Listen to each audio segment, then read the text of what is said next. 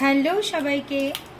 দুদিন আগে না ভুট্টা নিয়ে এসেছিলাম, সেখান থেকে ভুট্টা দাঁড়িয়ে খেয়েছি, সঙ্গে দুটো ভুট্টা নিয়ে এসেছি। বেশ কচি কচি ভুট্টা বিক্রি করছিল, তো ভাবলাম বাড়িতে এনে পোড়ানোটাই বেশি ভালো হয়। এগুলো 5 টাকা করে নিয়েছে, দেখো কত বড় সাইজ। আর একটা নিয়ে এসেছি, আজকে একটাই ভুট্টা পোড়াবো। আর প্রচুর কচি, এই দেখো একটা দানা পড়ে গেছে, সেই জন্য খুব কচি ভুট্টাগুলো, সেই জন্যই নিয়ে এসেছি। খাওয়ার পর দেখলাম বেশ কচি, সেই জন্য দুটো ভুট্টা নিয়ে চলে এলাম। যাই হোক, আজকে একটা ভুট্টা পোড়াবো, আমি আর আয়ুষ খাবো মাঝখান থেকে ভেঙে। আর একটা রেখে দিয়েছি, ওটা নয় পরে খাবো। ফ্রিজের মধ্যেই রেখেছিলাম, একটু বাইরে মানে পোড়াবো বলে একটু বাইরে রেখে দিয়েছি বেশ কিছুক্ষণ আগে। তো একদম নর্মাল টেম্পারেচার হয়ে গেছে। ভীষণ কচি, দেখো ভুট্টাগুলো।